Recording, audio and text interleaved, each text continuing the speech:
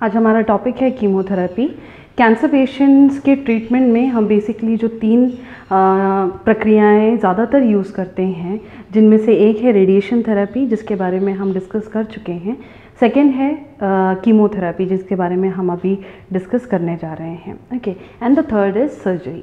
सो chemotherapy जो है वो एक ऐसी ट्रीटमेंट की टेक्निक है जिसमें हम मेडिसिन्स के थ्रू बेसिकली जो एंटीबायोटिक क्लासिफिकेशन में कीमोथेरेपी आता है, ये ऐसे मेडिकेशंस हैं जो कैंसर के सेल्स को नष्ट करने में मदद करते हैं। तो ये ड्रग्स जब हम बॉडी में इंट्रोड्यूस कराते हैं कैंसर पेशेंट्स के, तो ये उन कैंसर सेल्स को मारने में हेल्प करेंगे। ठीक है, सो उसको हम कीमोथेरेपी कहते हैं। कीमो मतलब केमिकल और थेरेपी मतलब ट्रीटमेंट। सो कीमोथेरेपी का जो मेन लक्ष्य है वो हमने तीन तरीके से यहाँ बोला है।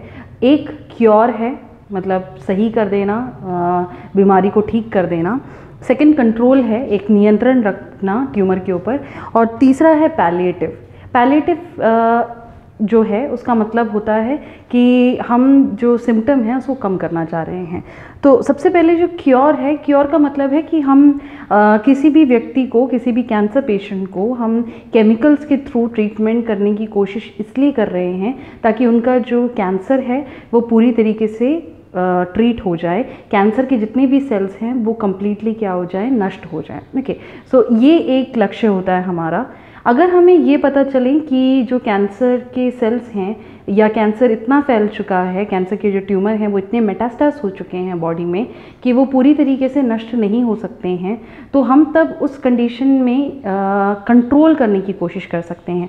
कंट्रोल करना मतलब कि ट्यूमर के साइज़ को छोटा रखने की कोशिश, ट्यूमर को ज़्यादा से ज़्यादा फैलने से रोकने की कोशिश, ताकि पेशेंट की जो कंडीशन है वो और ख़राब ना हो। ओके, लेकिन अगर हम कंट्रोल भी नहीं कर पा रहे हैं, एक ऐसी स्टेज पे पहुंच गए हैं व्यक्ति जहां पे कैंसर अब ट्रीट नहीं हो पा रहा है, उनकी जो कंडीशन है वो ख़राब होगी आगे, तो उस कंडीशन में हम पैलिएटिव केयर के लिए भी क्या दे सकते हैं, केमिकल्स का यूज़ कर सकते हैं। तो पैलिएटिव का मतलब है कि हम जानते हैं कि वो कंडीशन जो है, वो बीमारी जो है वो हम नहीं ट्रीट कर पाएंगे, लेकिन उससे संबंधित जितने भी सिम्टम्स हैं, जैसे दर्द हो रहा है या वॉमिटिंग हो रही है या पाचन शक्ति में कोई कमी आ गई है या बहुत ज़्यादा वीकनेस है बॉडी में, ये सारे जो सिम्टम्स होते हैं जिसकी वजह से वो जब तक जीवित हैं तब तक भी उन्हें बहुत तकलीफ़ हो रही हो, तो उस तकलीफ़ को, जब तक वो जीवित हैं तब तक उन्हें उनकी जो तकलीफ़ है उसको कम करने के लिए या उनकी जो क्वालिटी है लाइफ की उसको थोड़ा सा बेहतर बनाने के लिए जो हम मेडिसिन देते हैं या केमिकल ट्रीटमेंट करते हैं, उसका लक्ष्य क्या होता है, पैलिएटिव। ओके, सो यहाँ पे कीमोथेरेपी के तीन लक्ष्यों के को नज़र में रखते हुए हम केमिकल ट्रीटमेंट करते हैं। एक पूरी तरह नष्ट करने के लिए, जिसको हम क्योर कह रहे हैं। सेकंड, नष्ट पूरी तरह नहीं कर पाएँ तो एटलीस्ट ट्यूमर के साइज़ को कंट्रोल में रखने के लिए, जिसको हम कंट्रोल कह रहे हैं। और तीसरा, उनके सिम्टम्स को थोड़ा बहुत सही रखने की कोशिश ताकि उनकी प्रॉब्लम्स थोड़ी कम हो जाएं, उसको हम पैलिएटिव कह रहे हैं। ओके, सो ये तो हुआ कंट्रोल, क्योर और पैलिएटिव के बारे में, ये लक्ष्य थे। अब हम देख लेते हैं कि कीमोथेरेपी देने वाले पेशेंट्स में किस तरीके के साइड इफ़ेक्ट्स हम नॉर्मली देखते हैं। ओके, सो सबसे पहले बोन मैरो सप्रेशन है। Bone marrow suppression, bone marrow जो है, मैरो सेल्स वो होते हैं जो ब्लड सेल्स बनाने में मदद करते हैं। तो ज़्यादातर हम देखते हैं कि कीमोथेरेपी की वजह से जो बोन मैरो है उनके सेल्स में सप्रेशन आ जाता है, जिसकी वजह से ब्लड सेल्स का फॉर्मेशन कम हो जाता है। ओके, इसी के साथ साथ हम देखते हैं कि ये ड्रग्स जब बॉडी में जाते हैं तो इनके जो भी इफ़ेक्ट्स होते हैं बॉडी में, उसकी वजह से बॉडी में बहुत थकावट सी आ जाती है। ओके, इन मेडिसिन्स की वजह से, क्योंकि ये मेडिसिन्स जो हैं वो जब हम देते हैं तो ज़्यादातर अगर ये मेडिसिन्स ओरली दिए जा रहे हों तो उस कंडीशन में देयर आर चांसेस कि नौज़िया वॉमिटिंग हो सकता है। जो आईवी इन्फ्यूशन के थ्रू मेडिसिन दिए जाते हैं उनमें भी ज़्यादातर चांसेस होते हैं कि कुछ साइड इफ़ेक्ट्स की वजह से नौज़िया या वॉमिटिंग, मतलब बहुत ज़्यादा वॉमिटिंग जैसा फील होना या वॉमिटिंग हो जाना, उसको हम नौज़िया या फिर वॉमिटिंग कहते हैं। स्टोमेटाइटिस, स्टोमेटाइटिस मतलब मुंह में जो है, जो माउथ के अंदर का जो मेम्ब्रेन होता है उसमें इन्फ्लेमेशन हो जाना, वो बॉडी में ज़्यादा हीट प्रोड्यूस होने की वजह से होता है, जो इस दवाई की वजह से है, उसको हम स्टोमेटाइटिस कहते हैं। म्यूकाइटिस जो है, म्यूकोसाइटिस जो है, वो जीआई ट्रैक्ट जो होता है, जैसे हमने बोला ओरली अगर टैबलेट ले रहे हैं, ओरली अगर हम केमिकल्स ले रहे हैं, तो जो जीआई ट्रैक्ट होता है उसको उसको बाहरी तरीके से, मतलब अंदर का जो भाग है उसमें साइड को लाइन करने वाली जो मेम्ब्रेन होती है वो म्यूकस मेम्ब्रेन जब इन्फ्लेमेशन हो जाता है तो उसको हम कहते हैं म्यूकोसाइटिस। ओके, नेक्स्ट है कार्डियोटॉक्सिसिटी।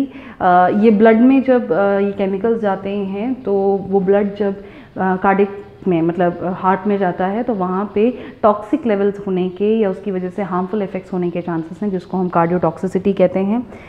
कीमोथेरेपी की वजह से ज़्यादातर हम देखते हैं कि पेशेंट्स का जो हेयर फॉलिकल है वो डैमेज होना स्टार्ट हो जाता है और उसकी वजह से बाल झड़ते हैं, उसको हम एलोपेशिया कहते हैं।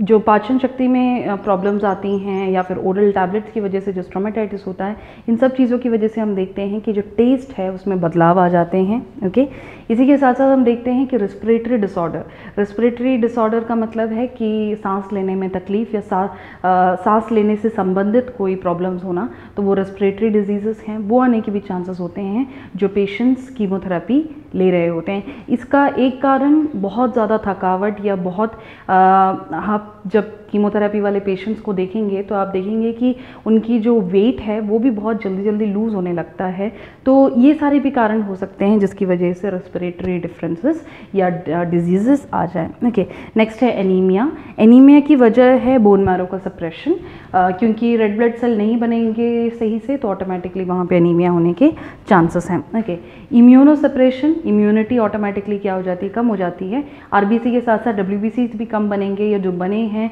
वो कैंसर सेल्स की वजह से नष्ट हो जाएंगे, तो ऑटोमेटिकली जो इम्यूनिटी है वो सप्रेस हो जाती है कीमोथेरेपी के दौरान। ओके, यहाँ पे स्किन चेंजेस भी आने के चांसेस हैं, स्किन में हीट की वजह से रैशेस आने के चांसेस या इचिंग होने के चांसेस, उसको हम स्किन चेंजेस कहते हैं। स्किन चेंजेस रेडिएशन थेरेपी में ज़्यादा होते हैं as compare to chemotherapy. Okay, and last है गोनाडल सप्रेशन।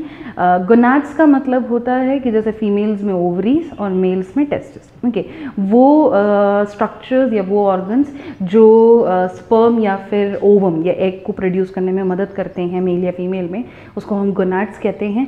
सो हम ज़्यादातर देखते हैं कि कीमोथेरेपीज़ की वजह से जो गोनाड्स होते हैं उनकी एक्टिविटी सप्रेस हो जाती है, और वो मेल्स हैं तो वो स्पर्म या फिर फीमेल्स हैं तो वो ओवम बनाने की जो क्षमता रखते हैं वो कम हो जाता है, उसको हम गोनाडल सप्रेशन कहते हैं। ओके, सो ये कुछ मेन सिम्टम्स हैं जो हम बेसिकली देखते हैं पेशेंट्स में जिनको कीमोथेरेपी का ट्रीटमेंट चल रहा होता है।